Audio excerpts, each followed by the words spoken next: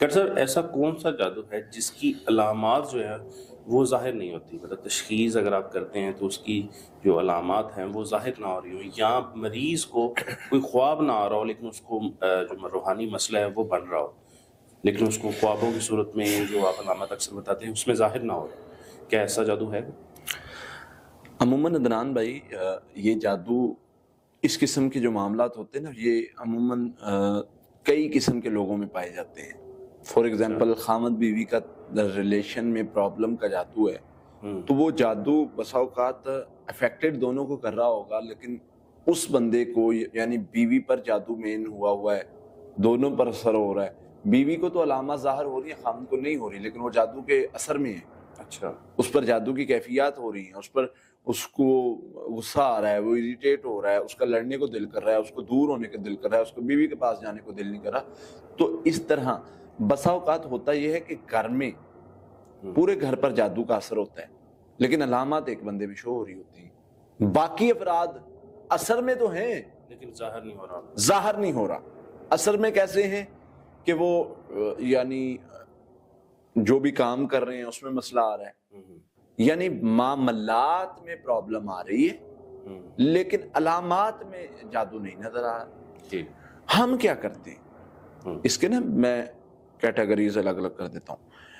ہماری یہ عادت نہیں ہے کہ صرف علامات دیکھ کے فیصلہ کر لینا، ٹھیک ہے، اور یہ بھی عادت نہیں ہے کہ صرف پڑھائی کرنے کے بعد مریض کی کیفیات دیکھ کے فیصلہ کر لینا. اچھا، اور یہ بھی عادت نہیں ہے کہ مریض جو کہہ رہا ہے اس کو مان کے اس کے مطابق فیصلہ کر دینا.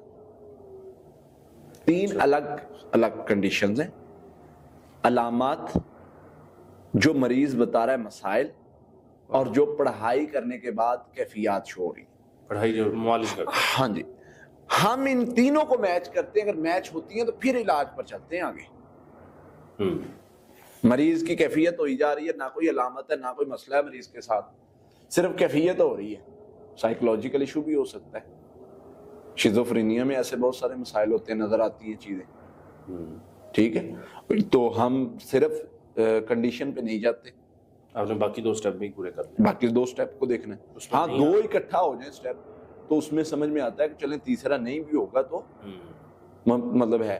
علامات ہیں اور مریض کے ساتھ مسائل کوئی نہیں ہے. علامات ہیں، مسائل کوئی نہیں سے مراد کہ بظاہر اس کو کوئی مسئلہ نہیں ہو رہا لیکن دورے پڑ رہے ہیں، لیکن وہ خوابوں میں ڈر رہا ہے، وہ پریشان ہو رہا ہے، لیکن وہ کہتا ہے مجھے کیا ہے، مجھے کچھ بھی نہیں بھائی، مجھے کیوں دم کروا رہے ہو. مسائل بن رہے ہیں.